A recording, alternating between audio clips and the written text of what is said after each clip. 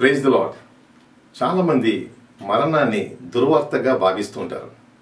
క్రీస్తు శకము 125లో అరిస్టిడోస్ అనేటువంటి ఒక గ్రీకు వేదాంతి తన స్నేహితునికి ఉత్తరం రాస్తూ క్రైస్తవులు మరణించినప్పుడు ఎంతో సంతోషంగా ఉంటారు, మనలాగా దుఃఖించరు.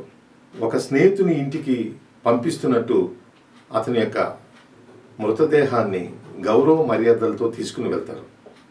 వారు పాటలు పాడుచు సమాధి కార్యక్రమం పూర్తి చేస్తారు అని వ్రాశాడు. నేను ఒక దైవజనుని అంత్యక్రియలకు వెళ్ళినప్పుడు అనేక వేల మంది హాజరైనట్టుగా నేను గమనించాను.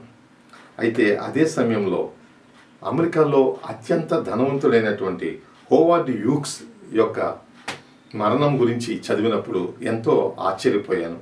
హోవార్డ్ హ్యూగ్స్ అనేక సినిమాలను నిర్మించాడు. అమెరికా ప్రెసిడెంట్ను తన చెప్పు చేతల్లో ఉంచుకోగలిగినంత ధనవంతుడు. అతనికి సొంత విమానాలు ఉన్నాయి. ఎంతోమంది అతని క్రింద పనిచేస్తూ ఉండేవారు.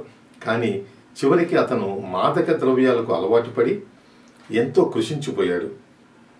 6 అడుగుల 4 అంగుళాలు పొడవు ఉండే అతను 4 అంగుళాలు కుంచుకుపోయాడు. 80 కేజీలు ఉండే ఆ వ్యక్తి 41 కేజీలు బరువుకి తగ్గిపోయాడు. అతని చనిపోయినప్పుడు అతని సోదరుడు కూడా అతనిని గుర్తుపట్టలేకపోయాడు. ఇది మా హోవర్డ్ శవమేనా అని ఆశ్చర్యంగా అడిగాడు.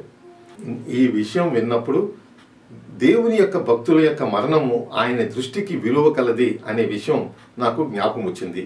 ఇదే విషయాన్ని కీర్తనాకారుడు 116వ కీర్తన 15వ చరణంలో యెహోవా భక్తుల మరణము ఆయన దృష్టికి విలువ కలది అని వ్రాస్తున్నారు.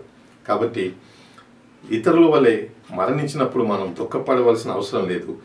మన మరణం కూడా దేవుని దృష్టికి ఎంతో విలువ కలది అని గుర్తిద్దాం. God bless you. Thank you.